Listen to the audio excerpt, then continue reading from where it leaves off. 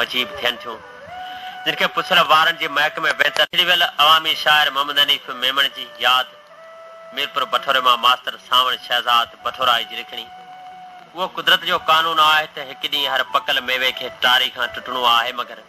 वो कचो मेवो हवा जे हल्के हल्के झूठे ते छणी पट पवंदो आहे त माली जो मन केतिरा दाग पंजी वेंदो आहे। जिनखे जांचण लाइ अखिड़ियुनि खे अलाह त छो रतो रत थी रोअणो बि पवंदो आहे। भेनरुनि पार पारातनि ऐं पीरनि पुछल अखियूं ॾिसी अलाह त छो अखियूं बि वसी पवंदियूं आहिनि मौत जे हिन सुर सांग में। बसि अलाह त छो हिन मिटी जा माण्हू केतिरा माण्हू मिटी थी विया के न ॼातो, पर ही वक़्त जो वहंदो दरिया अॼु बि ॼाणे थो त हिन वक़्त में अलाह त कहिड़ा कहिड़ा माण्हू आया ऐं हलिया विया ऐं उन्हनि जा बि विछोड़ा अॼु बि दिलि ते वॾो दाग बणिजी रहिजी विया आहिनि। बसि असांजो हिकिड़ो अहिड़ो ई यार जंहिंसां मुंहिंजो त नंढपण में नातो जुड़ियो हो, अञा फूह जवानी जी बाट ते असां कदम ई मस रखिया हुआ, तॾहिं खां हुनजो वास्तो मूंसां थियो हो ऐं पोइ ईअं ख़तनि जा सिलसिला बि हलंदा रहिया ऐं जीअं फ़ोन जी सहूलियत आई त हिक ॿिए सां ॻाल्हि ॿोल बि थींदी हुई ऐं पोइ वक़्तु कीअं गुज़रियो ऐं कीअं वक़्तु कलाबादियूं हुयूं न हू सम्झी सघियो न असीं सम्झी सघियासीं। बसि दर्दनि जा दास्तान दिलि में सहेड़े शाइरी जी दुनिया में गुम थी वेंदड़ मोहम्मद हनीफ मेमन जॾहिं लिखियो त ईअं बि लिखियईं त अङण तो सवारण खाइण पियो अचे ऐं उमीदुनि सदी तो सनम सेज साड़ी। सनम जे इश्क में महू बणिजी वियल अदा हनीफ पंहिंजे हसरतुनि खे साबियान तरफ़ वधाए जॾहिं प्यार जा पेच पंहिंजे हथ में छलनि वांगुरु पाए वरिता त हुन ज़िंदगी में के ट्रैक बि ॾिना हुआ, मोड़ बि ॿधा हुआ ऐं अदा हनीफ लाइ गीच बि ॻाया पिया हुआ, पर उहो ई वक़्तु अलाए छो हुनखे हुन 15 बि खणी आयो जिते उहो असां खां वक़्त खां अॻु विछड़ी वियो। हुनजे विछोड़े जी ख़बर जॾहिं छुरी टाणी जे पटनि तां मास्टर गुलज़ार अली जोखे असां ताईं पुॼाई त आऊं अदा सैफुल्ला खटी वटि हलियो वियो हुउसि ऐं पोइ अदा तबसुम सैफुल्ला खत्री बि ॿुधायो त हा यार सावण पंहिंजो यार ही जान छॾे वियो ऐं पोइ आऊं अदा सैफुल्ला खत्री दड़े जो साईं हाजी मोहम्मद साले ऐं ॿिया बि केतिरा सारा दोस्त गॾिजी अदा हनीफ मेमन जी ताज़त लाइ हलिया पिया हुआसीं। बसि ॾुख छा हो ऐं दर्द छा हुआ लुड़क अखियुनि में कीअं लथा वक़्तु ॼाणे थो दिलि ॼाणे थी, पर जॾहिं असीं बदी जी बस्ती में पहुता हुआसीं त हवाऊं उदास हुयूं, वण उदास हुआ, घिटियूं उदास हुयूं, बसि हिकिड़ो तॾो विछायल हो, कुझु माण्हू हुआ ऐं असीं हुआसीं। तॾहिं तां दुआ घुरी असीं त हलिया आयासीं, पर अॼु बि जॾहिं बदी जी का हवा हिननि पटनि ते लड़े थी त सच पुछो मूंखे बेअख्तियार अदा हनीफ मेमन यादि अचे थो। ये अखियूं रोई पवनि थियूं यारनि जे हिन यार खे सारे, हुनजा केतिरा सारा गीत झुंगारनि थियूं, मुंहिंजियूं अखियूं रोअनि थियूं ऐं दिलि हुनजा गीत झुंगारे थी। हा, दिलि हुनजा गीत झुंगारे थी।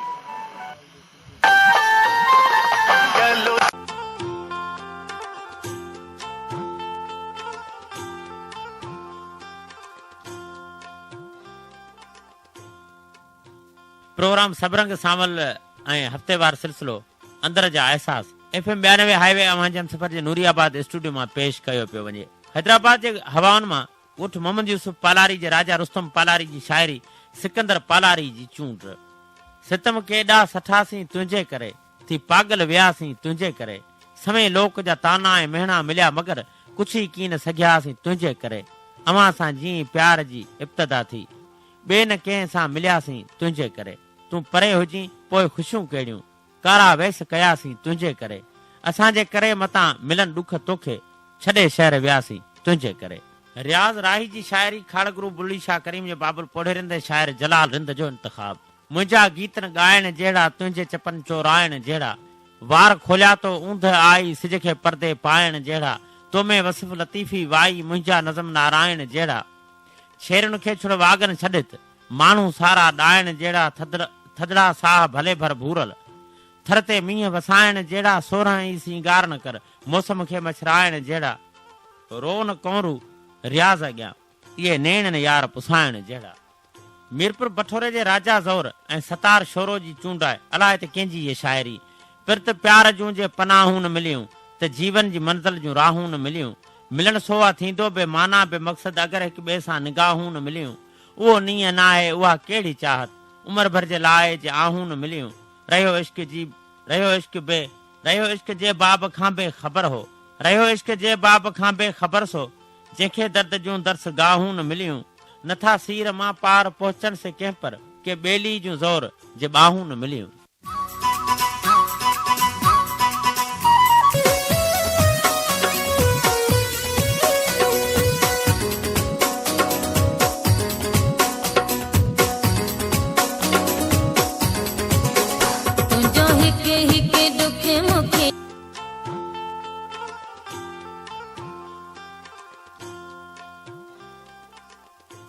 प्रोग्राम सबरंग सावल सिलसिलो अंदर जा एहसास FM 92 हाईवे अवां जो हमसफर वञो पंहिंजो चैनल ऐं हिकु दफ़ो ॿीहर आवाज़ इन सफ़र में अवां खे भली कार चऊं था।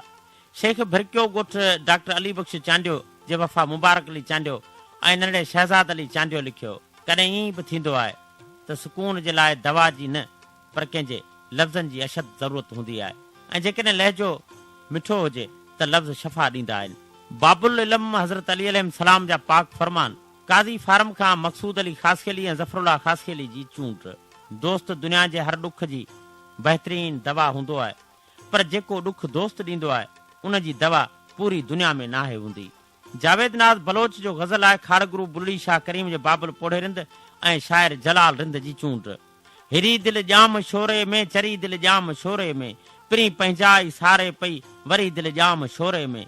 सजाए मुंहुं रखी आहे थरी दिल जाम शोरे में सदा सारे पिरी पंहिंजा डरी दिल जाम शोरे में ॾिसी तोखे सजण साईं ठरी दिल जाम शोरे में दुआ तुंहिंजी मिलण लाइ घुरी दिल जाम शोरे में सवा तुंहिंजे न आ मुंहिंजी सरी दिल जाम शोरे में ॾिसी अॼु मौज में सिंधू तरी दिल जाम शोरे में असां बसि नाज़ तुंहिंजे ते धरी दिल जाम शोरे में।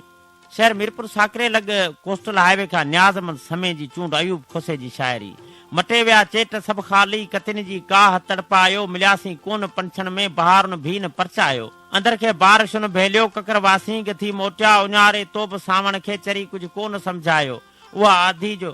थी लीड़ूं मुसाफ़िर वात भुलिजी विया जॾहिं ज़ुल्फनि खे तो छोड़े खिली चूड़ियुनि खे छमकायो अञा से लाड़ जूं रातियूं असांजे हां ते आहिनि जिन्हे में ॻाल्हिड़ियुनि तुंहिंजिन भिनल सारियुनि खे महकायो सिंधू जे कंहिं बि ॿेड़ीअ में पिरी तुंहिंजो न हो पाछो सुगंध तुंहिंजी रुगो रोले असांजो रूह भटकायो। बशीर अहमद सोलंगी जी शाइरी खाड़गुरू बुल्ली शाह करीम जे बाबुल पोढ़े रिंद शाइर जलाल रिंद जो इंतखाब यारनि खे तरजीह ॾिनीसीं प्यारनि खे तरजीह ॾिनीसीं गुल मरोड़े यार हथनि सां खारनि खे तरजीह ॾिनीसीं चंड खे अहमियत कोन ॾिनीसीं तारनि खे तरजीह ॾिनीसीं क़ीमती वक़्तु विञाए सखणनि नारनि खे तरजीह ॾिनीसीं यार हक़ीक़ी राह खां भटकी ढारनि खे तरजीह ॾिनीसीं हिकिड़े सिर जे ख़ातिर यारो सारनि खे तरजीह ॾिनीसीं कंडनि वारनि यार हमेश चारनि खे तरजीह ॾिनीसीं धार वननि खां जेके थिया तिन टारनि खे तरजीह ॾिनीसीं ॻाटे टोड़ बशीर सदाई ॿारनि खे तरजीह ॾिनीसीं।